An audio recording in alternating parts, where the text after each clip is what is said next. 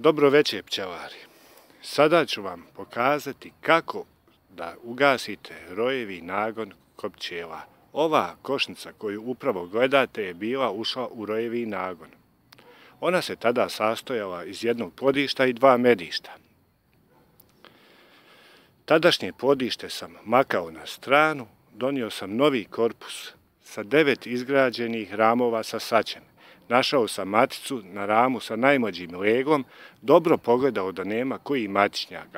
Ako ima koji matičnjak, njega treba odmah uništiti. I maticu sa ramom najmlađeg lega sam stavio u novo plodište. Vratio sam matičnu rešetku, vratio sam oba dva medišta. Svo ostalo lego, naravno, prvo sam pogledao da nema još zaostalih matičnjaka, sam stavio iznad snelgerove daske. I šta sam tada uradio? Prvi dan sam otvorio desno gornje leto. Sva izletnica je izletela i vratila se na osnovno leto u košnicu na koje je naučila da ulazi. Četvrti dan sam zatvorio to leto, a otvorio leto ispod njega, a sa kontra strane sam otvorio ovo gornje leto. Opet je sva izletnica izletela odavde i uletela dole u ovo ovdje medište. To je bio drugi val krađe izletnica. 9. ili 10. dan sam došao, skinuo sam gornje podište, potrgao sve prisilne matičnjake.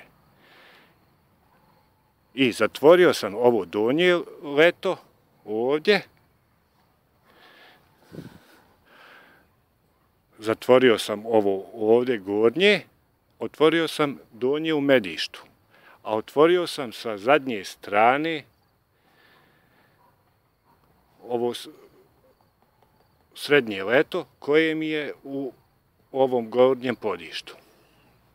Šta će se sada desiti? To je treći val krađe izletnica. Sva izletnica će da izleti odavde i da se vrati u medište. Poslije tog, ovo gornje podište, za 2-3 dana, možete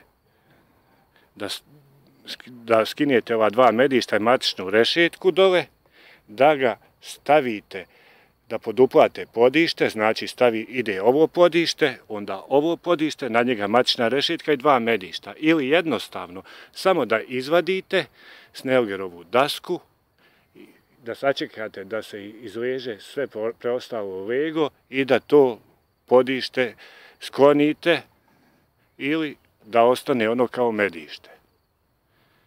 Eto, toliko za ovaj put. Doviđenja i prijatno.